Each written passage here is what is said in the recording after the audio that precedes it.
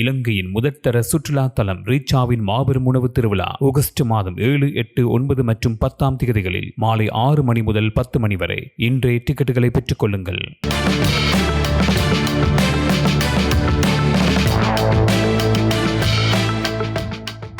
முன்னாள் ஜனாதிபதி கோட்டாபய ராஜபக்சவின் சகோதரியின் மகன் கோட்டாபயவுக்கு எதிராக கொழும்பு மத்திய குற்றப்புலனாய்வு பிரிவில் வாக்குமூலம் அளித்துள்ளார்.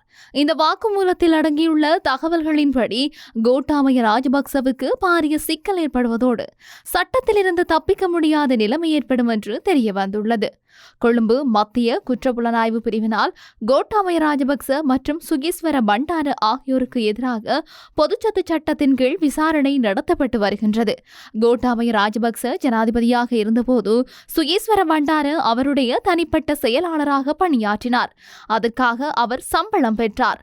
அது மட்டுமன்றி ரணில் விக்ரமசிங்க ஜனாதிபதியான பின்னரும் விசேட ஜனாதிபதி திட்டத்தை உருவாக்கி அதிலிருந்தும் அவருக்கு சம்பளம் வழங்கப்பட்டுள்ளது. இந்த சம்பவம் தொடர்பிலும் கொழும்பு மத்திய குற்றப்புலனாய்வு பிரிவு கோட்டாபய ராஜபக்சவிடமும் வாக்குமூலம் பெற்றிருந்தது. தற்போது சுகீஸ்வர பண்டார கைது செய்யப்பட்டு விளக்கமறியலில் வைக்கப்பட்டுள்ளார். இது தொடர்பில் கொழும்பு மத்திய குற்றப்புலனாய்வு பிரிவு கோட்டாபய ராஜபக்சவிடம் 2 வாக்குமூலங்களை பெற்றுள்ளது. முதல் வாக்குமூலத்தில் சுகீஸ்வர பண்டாரவிற்கு தனிப்பட்ட செயலாளர் என்ற முறையில் இந்த சம்பளம் வழங்கப்பட்டது என்று அவர் கூறியுள்ளார். ஆனால் 2வது வாக்குமூலத்தில் அந்த சம்பளம் சுகீஸ்வரவிற்கு வழங்கப்படவில்லை என்றும் தவறுதலாக வேறொரு செயலாளருக்கு வழங்கப்பட்டது என்றும் கூறியுள்ளார். அவர் குறிப்பிட்ட அந்த செயலாளர் நந்தசேன மற்றும் மஹிந்த ஆகியோரின் இளைய சகோதரியான பிரீத ராஜபக்சவின் மூத்த மகன் முன்னாள் கடற்படை அதிகாரியான மாலக சந்திரதாச அவருடைய தந்தை வைத்தியர் லலித் பிரியலால் சந்திரதாச. மாலக சந்திரதாச கோட்டாபய ராஜபக்ச ஜனாதிபதியாக இருந்தபோது செயலாளராக பணியாற்றியதாகவும் அந்த சம்பளம் அவருக்குத்தான் கொடுக்கப்பட்டது என்றும் 2வது வாக்குமூலத்தில் கோட்டாபய தெரிவித்துள்ளார். முதலில் சுகீஸ்வர பண்டாரவிற்கு சம்பளம் கொடுத்ததாக சொல்கின்றார்.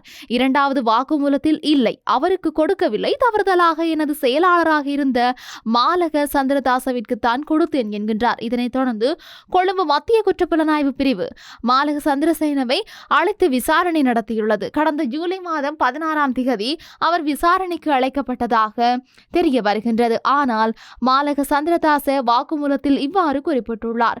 நான் ஒரு சதம் கூட வாங்கவில்லை. கோட்டாபய ராஜபக்ச மாமா சொல்வது அப்பட்டமான பொய் என்று தெளிவாக கூறியுள்ளார். நான் எந்த ஒரு சந்தர்ப்பத்திலும் கோட்டாபய ராஜபக்சவின் அரசியல் நடவடிக்கைகளில் ஈடுபடவில்லை. வேறு எந்த ஒரு பதவியிலோ பணியாற்றவில்லை.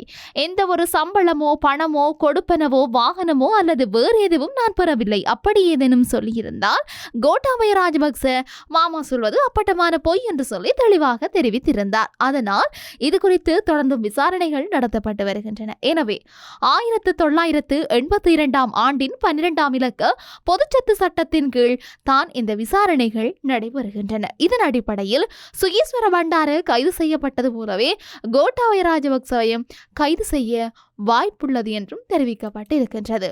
தொடர்ச்சியாக யாழ்ப்பாண மாவட்ட நாடாளுமன்ற உறுப்பினர் அர்ச்சுனா ராமநாதனுக்கு பிடியாணை பிறப்பிக்கப்பட்டுள்ளதாக தெரிவிக்கப்பட்டுள்ளது.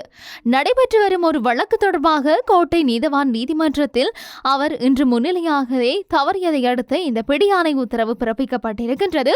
நீதிமன்றத்தில் வழக்கு விசாரணைக்கு வந்தபோது அவரது பிணையாளர்களும் முன்னிலையாகவில்லை என்று சொல்லி தெரிவிக்கப்பட்டுமே இருக்கின்றது.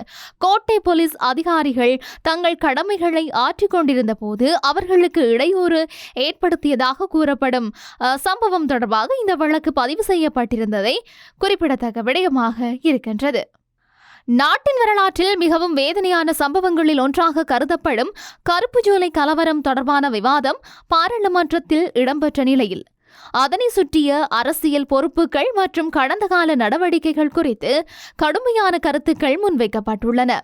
நாட்டில் அவசரகால சட்டத்தை அமுல்படுத்தி பயங்கரவாத தடுப்பு சட்டத்தின் கீழ் தமிழர்களை அடக்குமுறைக்கு உள்ளாக்கியவர்கள் ஐக்கிய தேசிய கட்சியினரே என்று அமைச்சர் ராமலிங்கம் சந்திரசேகர் பாராளுமன்றத்தில் குற்றம் சாட்டினார். இதற்கான அரசியல் பின்னணியை உருவாக்கியவர் அன்றைய ஜனாதிபதி JR ஜெயவர்தன என்றும் அவர் தெரிவித்தார்.